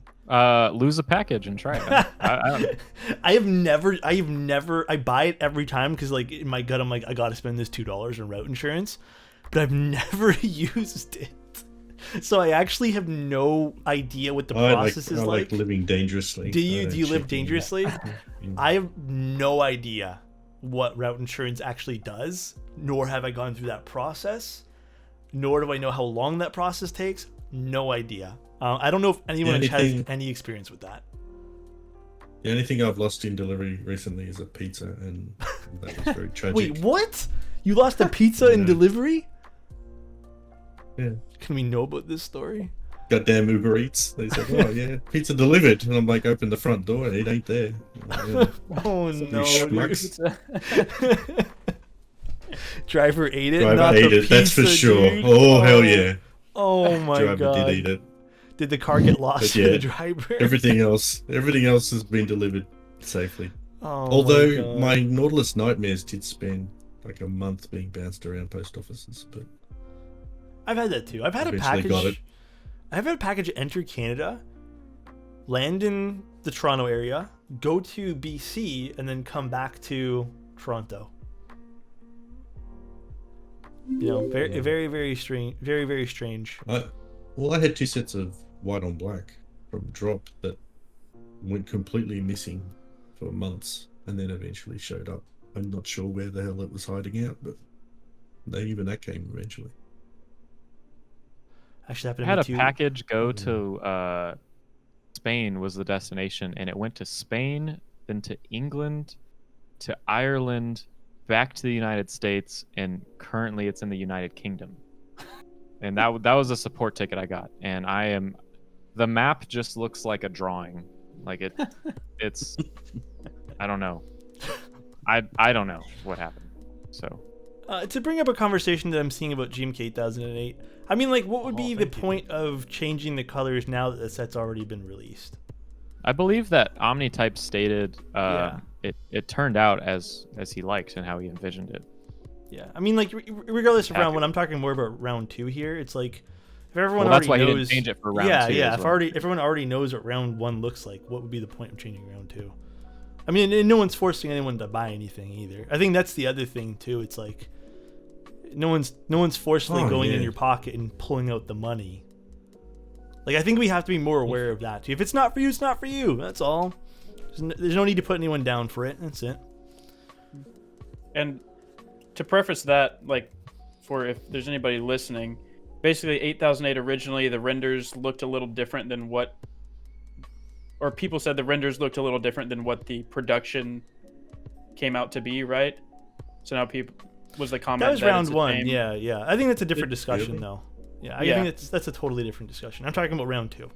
Yeah. Round one, if you didn't like the colors, you know, like, here's the thing. So was that comment saying that they think they should have gone closer to what the original renders yeah, were yeah, for in round round two? two. Yeah, I just think it's I just, can say that if it were probably possible, it would have happened. But what I've learned is that digital renders are infinite. You can create infinite colors digitally. And when you try to replicate that with tangible items such as PBT or ABS plastic, you'll probably quickly find that you cannot encapsulate the vibrance of digital renders and the infinity of that. So, I mean, and I can speak on this specifically with Cerakote, is when you have a red that you're trying to replicate digitally or a Pantone, you physically cannot. And I imagine that is the case with a certain level of color as well. Just cannot be replicated in tangible plastic versus a digital render. Yeah. So Yeah, I think that's something people should realize when they're looking at keyboard renders, and they know that the final product is not going to look exactly like that. And yet, when it comes to keycaps, they expect perfect accuracy. Yeah. I mean, it like, just seems unreasonable. Yeah. Like, look at the renders and understand that's the general idea of what the key set's going to look like, but not the specifics. It's not going to be a perfect match to the render. it's a general guideline. And if it really matters to you whether that particular color is, exact, man, just don't buy the set. Like, I understand why it's such a big deal if the color is not perfectly matched. I understand big variance. Like, there's been some issues lately where sets come out way too saturated. They should be pastel and they're not pastel. I'm not referring to that. I'm talking about the little things, like, oh, this color's just not quite exactly the same shade. Like, yeah, get over it. It's just keycaps, guys. I mean, just plastic. If it it'll is still look good. influencing- I mean, it will still look good on your keyboard, whether it's slightly more green or blue than what the render looked like. I mean, I remember a long time ago I got one of the early sets I got, GMK Led Zepp, and I was a bit disappointed that the red was not the red in the render. Like, the red in real life was a bit more orange, and it didn't really match a red keyboard. Like, my red keyboards were more pure red, and this was sort of a slightly orangey red, and I was a bit disappointed. But to be fair, they did color match the Led Zeppelin album cover red, I guess, and it was actually the renders that were wrong. So I can't really fault it if that's, and the same kind of thing. Like, the renders might not be perfect. Just deal with it. Yeah. It's tough too, because like when we're talking from keyboards to keycaps, like sometimes keyboards have a render for colors, and then they'll get something like a prototype done, and then continue to obviously, like, and it'll be vastly different. For example, I'll use that Bliss set because the Bliss keycap, or keyboard rather, was vastly different, like hugely different. But I think there also has to be like a big understanding of how color spaces work in the digital world, as well as like how the temperature of light can vastly affect some colors. Like, I have some oranges, not in keycaps, just like in paint, that will look extremely different when I shine even just a warm or cool light on them. So it's, yeah, that's funny you say that. Yeah. Like, I think I have go 4 on, sorry, different yeah. lights that Yeah. we test stuff in when we're color matching, and then we take pictures of things and upload them into color correction software, and then like compare physical samples versus like colors. And there's such a process that goes into like ways colors can be perceived, and then we check it on a phone, how it's going to look on people's iPhones, and how it's going to look on an Android screen and in an uncalibrated computer screen. And there's so many ways people can view colors that it will be perceived as incorrect. But that's why everything is a general guideline of how the product's going to look. And if you're investing a 9-month wait and $130, then just know it's a general guideline. And on top of that, if you're not happy with it at the end, you just sell the damn thing. You're going to get It your money holds back its anyway. value. You'll Yeah. keep your money. What are you complaining about? Yeah. Like, I yeah, mean, mildly disappointed, but then, yeah, no loss, no financial loss, waiting around for a year or whatever. I think GMK should have one line dedicated to protos, though. Listen, I'm not in the disagreement that I love prototypes. I love seeing products beforehand, and to be honest, like, I am the first person to jump on the yes, you should always have prototype photos. What does that mean though for GMK? I have no idea. I don't work for GMK, nor do I. GMK does have protos. Not full sets of protos though. Not a full keyboard set.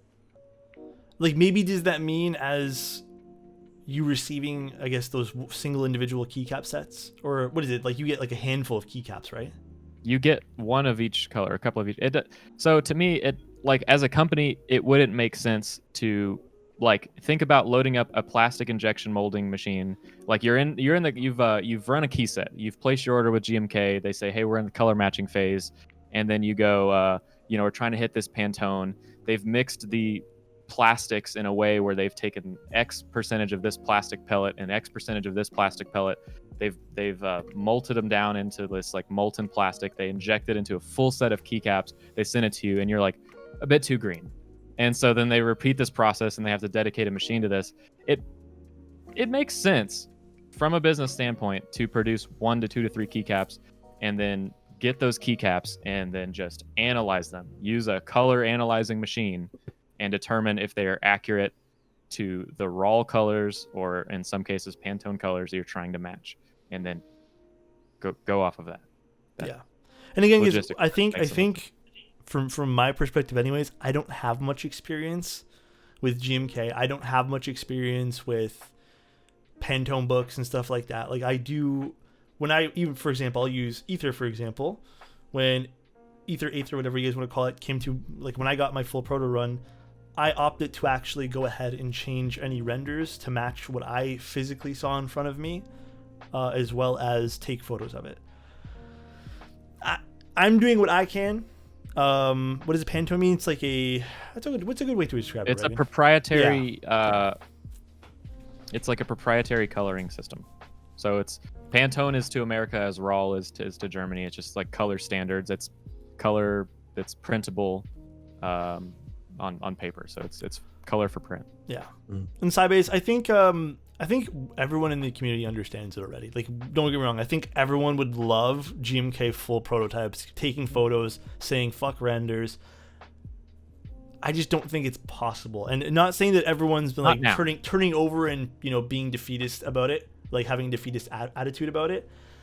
I just think that like getting to that scale and us pushing more and more for that is not something that's going to happen immediately. It would be great, and hopefully it happens. Yeah. And don't get me wrong, no one here I think is like, oh yeah, fuck prototypes. I just think right now it's not possible, and as much as we can talk and push for it, but ultimately it's up to GMK at the end of the day, and it's also up to if other people bring out better competition. And this is the idea, I guess, of business competition. If there's another company who produces just as good quality stuff as GMK, and they're able to give us prototypes, then now that would also put pressure on X business, right? So what would be cool and would be like the move that GMK could do? Some people are familiar that there are stock GMK colors that you could previously buy from them. It would be a swatch of all the stock options you could do. They don't have to do any color matching. If they had a dedicated injection molding machine that didn't produce sets and it was just for color matching, and they typically use RAL over there, that's what they prefer. If they slowly went in and started just recreating RALs, like I'm talking a project over like a year or 2-3 years, and then just swatched every single RAL, that would be amazing. So that you could pick it out and they already have it color matched. Okay, Zambumon says that they plan to do so. Yeah. Okay. Yeah. Well, there's a lot of consideration.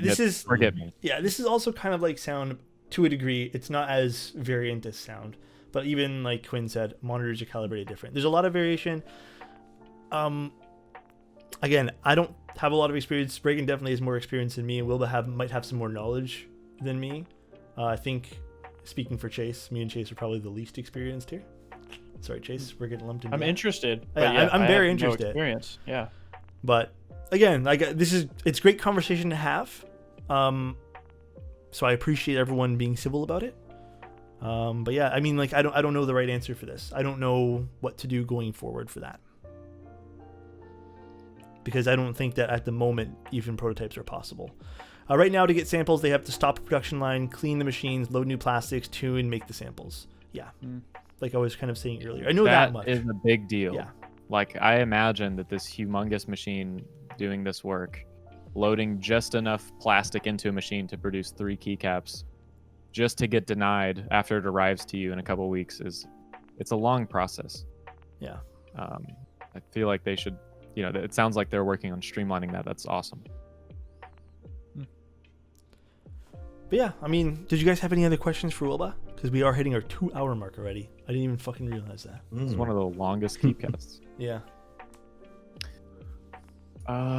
They've heard enough, it seems. I've waffled on long enough. I think someone asked before. I had 2 questions. I'm saving them on the side here. Someone asked like 4 times, and I apologize to the person if you're still in the room, but I just didn't know if it was appropriate. They asked how tall you are. I don't know why they want to know, but they just really want to know how tall you are, Wilba. 6 foot? 6'0"? There you go. I guess. I like I'm how he also knows 6 foot on Tinder, guys. I'm also 6 foot on Tinder. If you guys are 5'11". curious. No, seriously. 6 foot on Exactly. Tinder. I'm I'm 6 like, foot on what? Tinder, baby. Woo. What's? Pretty sure that's what I am. What's Wilba's favorite keycap set? Or sorry, keyboard rather, that you've ever designed. So what, of the ones you've designed, what's your favorite? And you can I don't only have give one favourite answer children, this time. Sorry. My favorite children. I've only designed, what, 4? Dude, I know that's I am. I really like the thermal. I still like the thermal. Salvation's pretty lit, but I still like the thermal design. What an is aesthetic next? point of view. What is What next is next? for Wilba? After Salvation, after everything, what's next? Is it a full pivot? Next. Is it a new design? Is it? He'd be pushing me to do keycaps, but I don't know. I don't know. Keycaps aside, man. Look, you don't. I get it. We'll leave that to Zamumon. I don't know yet. I don't really know. I'll probably design another keyboard, and I'll be doing lots of PCBs for other people. That's pretty much my 2021. We'll be doing a lot more PCBs. I know people keep saying thermal TKL, but I don't really want to do that. Yeah. I think thermal TKO. Well, would be great. I can leak a little bit. I am doing a Macropad. Ooh. That was gonna be my next question. Would you consider doing another? So yeah. Someone did I'm ask, doing a did you Macropad design the myself. M6-C? But I believe the answer to that, I don't mind. I think it was just you designed the, Well, the PCB. The M6. Yeah, just the PCB. Yeah. Yeah. I have one of those. It's Rama's design. Yeah. I have one of those. Not here, but yes, I do have one of those. I have one too. I don't know where the hell I put it though. I thought I brought it to my desk because I wanted to put it with the nice. Anyways, I don't know where it went. Would you ever do a maglev mount for a future board, Wilba? No. I don't even know how that I would mean- work. What's it? I guess magnets to. I feel like that would be tough. Oh, if dude. you mean like the lodestone, probably no. I'm not really. I don't really see the point of that particular way of doing a mount. But yeah, I might try something one day with magnets. Why not? Coda wants to I'm know re- what's your biggest peeve about. Sorry, Reagan. Do you Go want? ahead. What's your biggest peeve about PCB designing But PCB designs or designing or designs rather? Sorry, designs. designs. I don't really have one. I don't really critique other people's stuff. Okay, number one pet peeve, biggest peeve. I really dislike the drop PCBs that are auto routed and just have tracks just going everywhere. Oh, Amen. that's it. That's my biggest peeve. Like, if you're going to make a PCB for this community, at least have the decency of laying out the tracks by hand. There you go. Or you know- if not, put them in some straight lines. Like, just Do you know? random. Hmm? I get so many support tickets related to drop branded PCBs. Like a humongous percentage of all support tickets are drop PCB related. They're not necessarily auto routed. I mean, that is one way of doing an auto routed design. Like, you could manually route that way, and sometimes it makes sense to do it, but not for a keyboard PCB. I think it's, if you've ever fixed a keyboard PCB, you kind of like to see the tracks connecting the rows and columns, so at least you can see if a track breaks, what it's connected to, and so forth. You can sort of reverse engineer it and work out how to fix it. But if you've just got random tracks on, different layers, you're not really able to see what's going on there. Last question Yeah. here before I give a little spiel and then we get off is ESD overrated, or is it a basic things that all PCBs should have? That's too long to answer right now. Too I long to think- answer.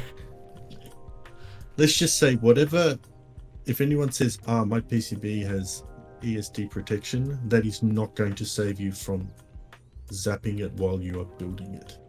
There you go. So you still have to take care when you're building it not to give it a static shock, the same way that you would putting a PC together.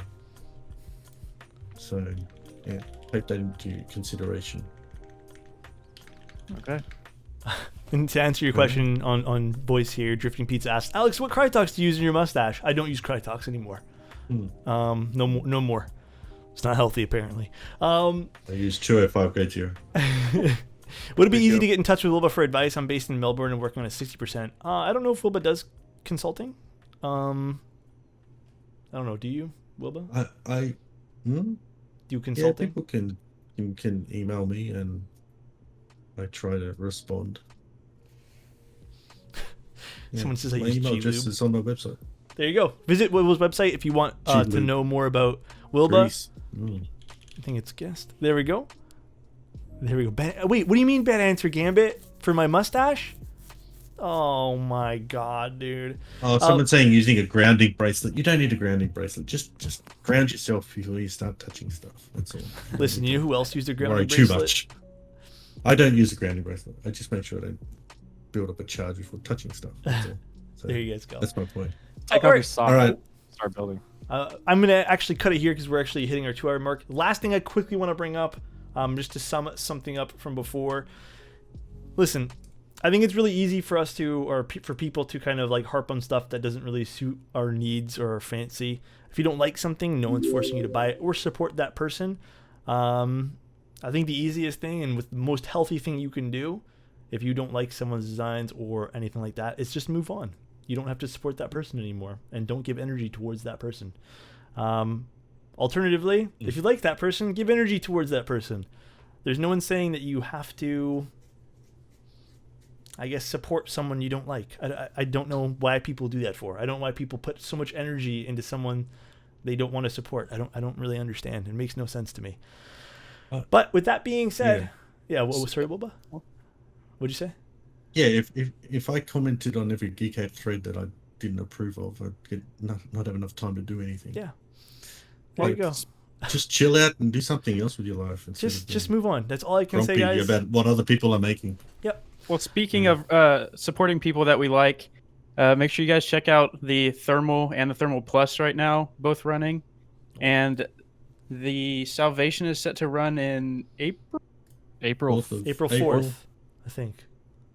April 4th. I don't remember the day. I always forget. I will be getting it. And I'll say 4 to 5.5. I'm excited for my thermal whenever the thermal comes in. Yes. I'm going to have to drive down to Austin just Looking forward to it. type on the Thermal. You can come to hang out and type on it. All right. Thanks very much, guys, No for worries. letting me hang out with you. Fun. Let's see if we can... Wait. Where the hell? Where's Katana? Where's Did we go too Katana? long? Did we go too long? No, we didn't go too long. Oh my! He just ruined our whole Sunday flow, dude. Okay, we're gonna raid basic builds instead. Katana just ruined our whole Sunday flow. I don't even like you. I just watch you every stream. Thank you, man. I appreciate you, Hub. But no, seriously, guys. I just mean it in like a positive way. Like I don't think it's healthy for people to focus on negative things 24/7. I really don't. Obviously, there's things that we can collectively work on to improve everything in the community. I think that's a great attitude to have. But I think harping on something that is like a personal dislike can be really bad for your mental. That's all I'm saying. These are just keyboards. Yep. It's not Just keyboards. that serious, mate. Just Food on chill. the table. Have fun. All right, guys. Everyone have a great night. Everyone is awesome, even if their keyboard's kind of ugly. Exactly, Spike.